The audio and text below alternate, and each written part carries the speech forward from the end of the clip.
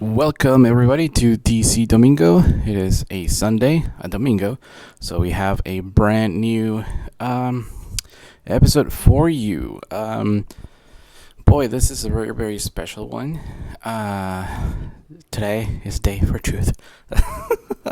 To quote Batman vs Superman, it's been one hell of a week, and usually I'm gonna do positive stuff on DC. This week has been extremely positive, quite frankly, because we finally gotten some justice from all the BS online. I will have maybe another episode later today. I'll talk about the CW episodes and a review of the Justice League Dark, which I rented. Because we got bills to pay, but I'll definitely be picking it up for all the extras and, the commentary and the artwork, because I like to support my films, especially if they're really well done, like in this case. I also want to do maybe like a separate review for the Lego Batman movie, even though there's like tons of them online, but I think my take, sets me apart from everybody. Anyway, so we're going to be delving in a couple of things. I'll give you the rundown, and then we'll get started. I'm going to talk about Joe Manganiello and Deathstroke. We're also going to talk about the Batman script things. This guy called Campea from Collider, hating on DayZ, as always. Your humble servant teaching Collider about colliding with the reality by teaching them about film history. We're going to talk about the a very very special message to the Rotten Tomatoes editor and his horrible tweet. Where we're going to talk about the Batman director, and we're going to talk about something that I never wanted to talk about is activism, at least in this one. And it's something that it's kind of dividing the fan bases of Marvel right now. It's not really being reported, mainly because I'll show you why.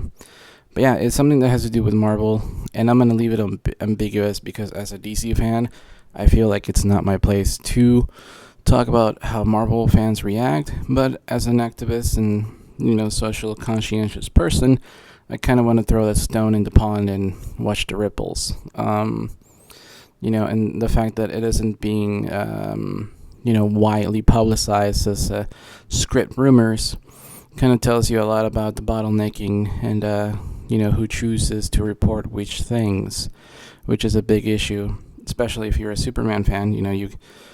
He's a journalist, and you tend to value, freedom of speech, freedom of the press, truth, justice in the American way, as it were. And, that's going to be a heavy one. So let's go ahead and get started. So there we go. The first one we're going to talk about is Joe Manganiello. I'm butchering his last name, his Italian last name, Manganiello. This quick report on I saw it on MSNBC on my Bing homepage. This one you can see that Joe Manganiello ditching Ben Affleck Batman movie with a question mark. Now they quote super film craze on Twitter. And when you actually go, you think, it's going to be a DC hating Twitter person. But when you actually go to the Twitter itself, there is no track. There is no shares, no replies, nobody like that on Twitter. It's almost like a ghost, and I've never heard of super film craze. It's like, are they trying to start something in order to gain traction? Is this does this person work for MSNBC? Maybe he wants to do his own thing, and Super Film Craze is his own thing. I don't know. I don't know if what to make of this, because it doesn't seem like a malignant kind of reporting. I mean, they do quote the Hollywood Reporter here in the little section called Heat Vision. You can see it's pretty much everything else, and then the other two giant topics on top is Guardians of the Galaxy and The Last Jedi, which is both with Disney. So even that is not really that negative, but again, is bottlenecking. You can check out the article yourself. Boris Kidd, the person who wrote this, doesn't really seem to be mean. It's just kind of, just reporting that this person is joining the film cast. But the rumors did start that, apparently a movie person cannot be into films at the same time. And if you know anything about comics, you realize that the actor who played Magneto also played Gandalf. So, the whole thing of like one person joining a separate film won't stop the person from committing to the previous film. I remember George Clooney was actually filming ER during the making of Batman and Robin back in the late 90s, and he was actually able to make it. One role was better than the other, but at least he did it. Now, for the role of Deathstroke, you can have CGI Deathstroke on top of the rooftop and jump, or you can have a stunt double, be blasted against like a car or something that doesn't require him. So even though it's not a very demanding acting role as far as face, the level of how involved he wants to be depends on the script. So yeah, I mean, I still don't know how I feel about super film craze. I don't think they're mean or anything. And obviously, if they wanted to be malicious, this news didn't, gain the traction on their Twitter page. So I think they're okay. They're not biased media or anything. I think that sometimes rumors are started, and these people have to go, oh crap, we have to report it as well. All right, next one. We have a report by Collider. I'm gonna start nickname Culero. For those of you who speak Spanish, it's pretty funny. So they report something that the shakeups continue. The Batman film.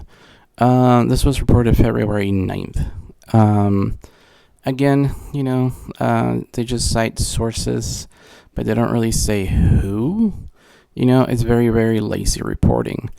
You have the internet, and if you have sources, maybe you can Twitter them. I don't know, it just seems to me that the whole notion of starting gossip is very freaking high school. Kind of, amateur hour over here.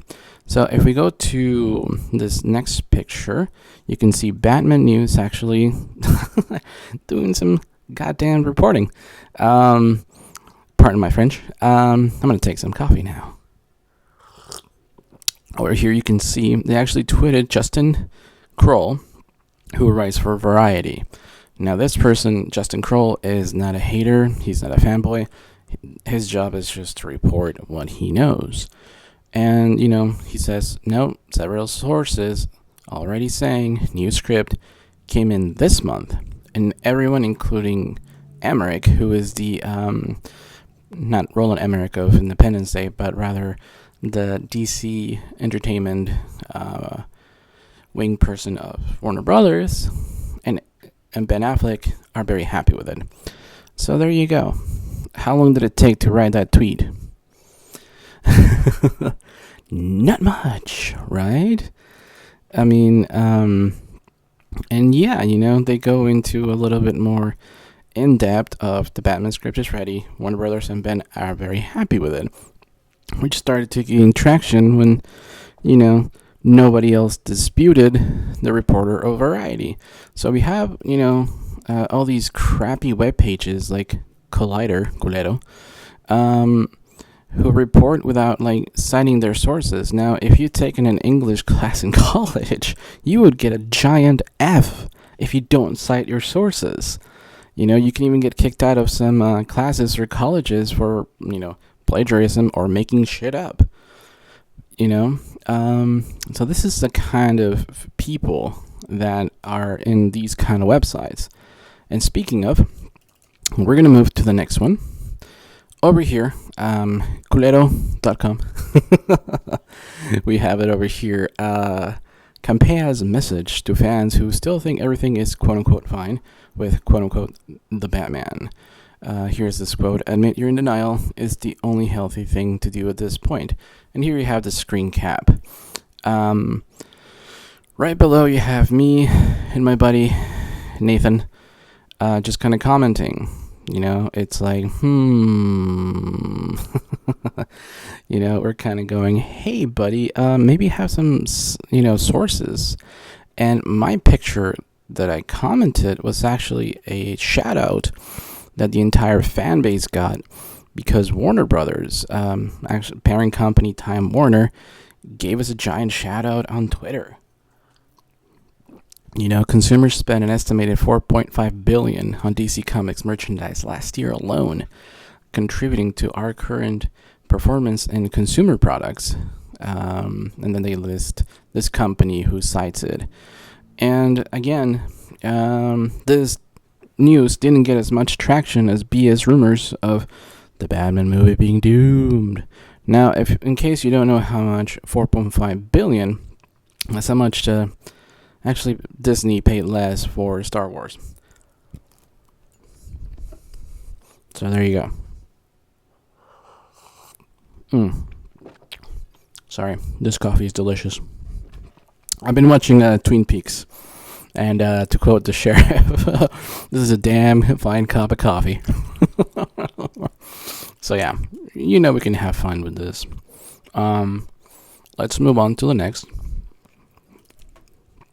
Here we go. Culero.com, or Collider.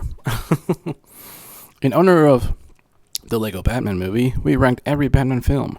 Where does the latest installment fall? Now, I'm no film historian. I did take several courses at my, college about film history, film theory. And in high school, I was under something called ArtQuest, where I made films. We wrote scripts. We dealt with the script formatting. I actually took extra courses thinking that I needed them in order to qualify, such as drafting, typewriting, back when, they had those courses. And it helped me be a better artist and a better writer. Anyways, but it seems to me that someone with a freaking smartphone could Google DC movies, right? And they would have actually come up with this, the 1943 Batman and Robin movie serials. Now, for those of you who don't know what the fuck that is, Google it. But I can tell you. Basically, the whole idea that, Marvel's brilliant because they're doing a whole universe of movies that are linked together. It's a pretty old idea. They used to do it with Buck Rogers. They used to do it with Batman. Superman also had a movie series. Buck Rogers, actually inspired the Blackhawks, which is a DC comic, of intrepid pilots. The Blackhawks have a movie serials too, like 12 or 15 of them. So the whole notion that these people who have a, quote-unquote respectable Facebook enterprise called Collider can even fucking Google the black and white Batman movies, it's kind of laughable. And you can see my response over here. I gave him a link to IMDb, which is very, very reliable and very, very high ranking. So it's not like it's some obscure thing that I'm just being hipster about it. It's in the internet. But anyways, let's go ahead and move on to the next topic. All right, so over here we have Matt from editor-in-chief of Rotten Tomatoes. I'm not even going to attempt to pronounce his last name. Akity? Akity Whack? I don't know. Anyways, he's the editor-in-chief of Rotten Tomatoes, who basically it's an aggregator of movie reviews. They take reviews from everywhere, and they give movies reviews and a score. But if you take in business ethics or economics or mathematics, you know that you can tweak that by the factors that you input. So, for instance, if I am, writing for the Times of India, and I give the movie a good review, if you don't choose to go with me, then you don't add me. If you do, then you put me for certain movies. They do this in order to, skew the reporting. And one of the criteria for Rotten Tomatoes is that the review must include the phrase, "I liked it." Now, that's very subjective, It's kind of like the reason why Yelp sucks. If you go to your favorite restaurant and you see some a-hole didn't like your restaurant, I didn't like it because I am allergic to this particular food, or I didn't like it because I asked for the waitress phone number and she said fuck off. So you do have all these preferences that are based on likes, and when you make a product that it's supposed to be like an art film, or I don't know, I consider movies to be artsy because I'm an artist. When you turn art into a product, you're going to get this kind of crap where, people just seem to be entitled to give a bad review. If you look at the Roger Ebert, even if he hated a movie, he'd be like, well, I like these things, and, we have some wonderful B movies that have great things in there. Hammer Films from across the pond gave us like Christopher Lee, man, or the actor who was Tarkin in the original Star Wars: A New Hope. So you have all these wonderful gems in some really crappy movies, but modern reviewers don't give a fuck about that stuff. They just say I didn't like it. So for instance, this is a tweet that kind of pissed a lot of people off. This is straight from his Twitter account, which I'm not blocked yet, but I'm sure I will. We will get blocked. He says, #the Lego Batman movie is so good that everyone that worked on Batman vs. Superman should punch themselves in the face, except Gal Gadot. Why? Because he's a misogynist. And he seems to be okay with that. Yeah, that seems very like something a Trump person would tweet, right? He would probably type something about that, like oh yeah, the sale of my daughter's Ivana sold really well in this market. Everyone else should go punch him in the face. It sounds very Trump. So he's gotten a lot of backlash. I'm not going to suggest that you do that.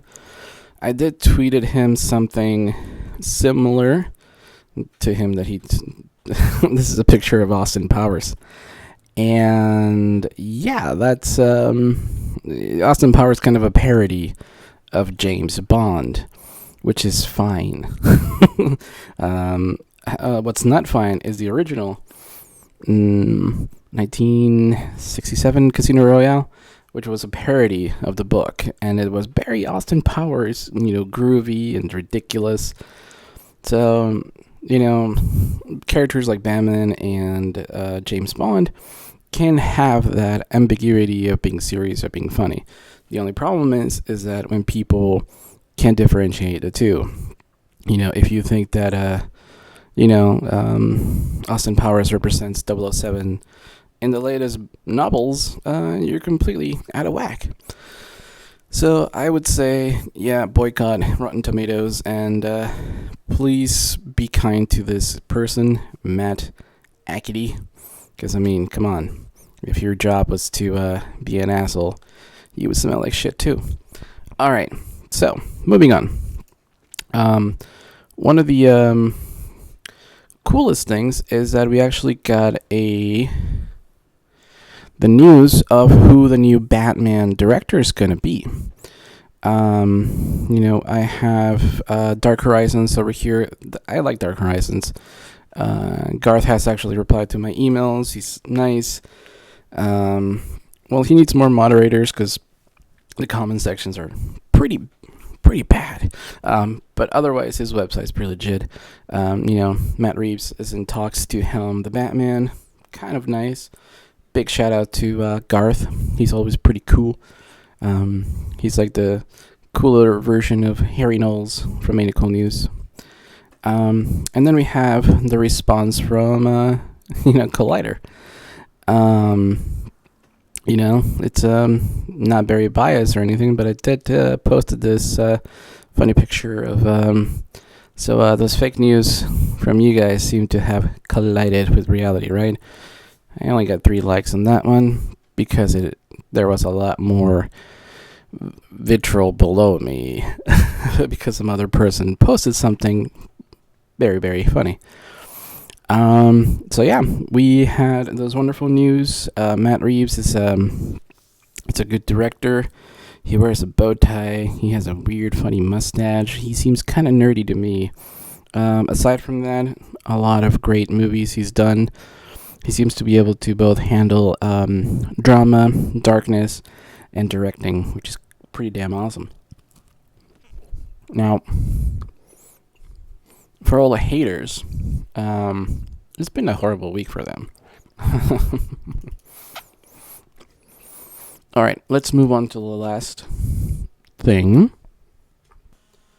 All right, so the last thing for today is something that has me kind of concerned, but not by much. If you've been following comics, and I hope you do, you know that DC Comics Rebirth has been, on the top-selling comics list by Diamond, the distributor of comics here in the United States. Well, there seems to be kind of a shakeup. It has been reported that Marvel Comics is to abandon social justice stories. What is that? Well, in a nutshell, you remember Miss Marvel, which was kind of a Iranian American girl, pretty popular, although in my opinion she's very whitewashed. She could just be Iranian, but whatever, that's a whole nother subject matter. Anyway, so she was the latest incarnation of Ms. Marvel. Ms. Marvel being the version of Captain Marvel that they wanted to own the name because it had the name Marvel, even though Fawcett Comics started that back in last century. Anyways, so they wanted to have a lot of social justice, stories. We have being topical, but looks like because the sales are low, somebody in the company is using this opportunity to kind of say, hey, screw that. Let's just focus on making money. We have this article from this webpage that I'm not really into because I'm from the left. And, they kind of go into the whole issue here, explaining that the comics summit that they had with all the head writers and stuff, and they basically want to just focus on characters. And then it says the truth is readers don't like to be lectured to, and I'm like, I don't know. Captain America seems to definitely be lecturing patriotism. But yes, I don't know. I think that's kind of disheartening that, someone that started with Submariner, Captain America, the X-Men, all these great characters for justice, which were pretty much for white people. Lately they've been having, Falcon as Captain America. He's African American. They've been having Miles Morales, who's Latino, African American Spider-Man. Riri is now like Iron Woman. She's a person of color as well. Thor is now Jane Foster. The new Hulk is Asian American. So we have all these changes because the original characters were pretty white. And, one of the reasons why Marvel was very successful in the 60s is because that generation grew up, being really standard and bland, and they faced, things like women in the workplace discrimination, the civil rights in the 60s. And in order for Marvel to like not deal with that stuff, they created the mutants, like mutants before minorities. So it was like a really nice, comfortable place. So they never really owned controversy. They just kind of alluded to it. And this is kind of sad that, because the sales are suffering, all of a sudden you're going to change your entire dynamic. Especially now that the Marvel CEO is a friend of Trump, and then, there is like a difference of opinion on the front of social justice warriors, because, a lot of these liberal people are very pro Marvel, because they're like, oh yeah, they're pretty cool, and then it really puts loyalty in test. Are they more loyal to Marvel the brand, or their loyalty of anti-Trump or Marvel CEO and Disney? So, because Disney has always been kind of, conservative, and, a lot of people in the comic book world were kind of like warned the fans of Marvel that this shit was going to happen when Disney bought Marvel. It's like, dude, you don't know who you sold yourself to. So yeah, that's kind of a bummer in my opinion. But like, again, I'm a DC fan, so this is something that the Marvel fans are gonna have to deal with. Quite frankly,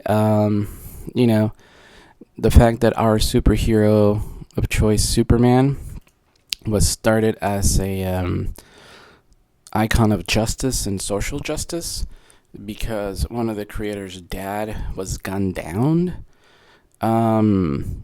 It kind of puts activism and comic books next to each other. So I don't know. The fans will have to decide if this new direction is going to work for them. Meanwhile, I'm happy with DC. I'm probably going to pick up my comics in a couple weeks, and I'm pretty sure I have tons of them. I might mention some in a quick video. I might actually do another video for the TV shows and the Justice League Dark movie. Anyways, that's all for now. Boy, it's been almost 30 minutes. Alright, so thank you for listening. DC is my favorite. Like I say in my Spanish podcast, dile sí a DC, which means say yes to DC. Thanks, gracias.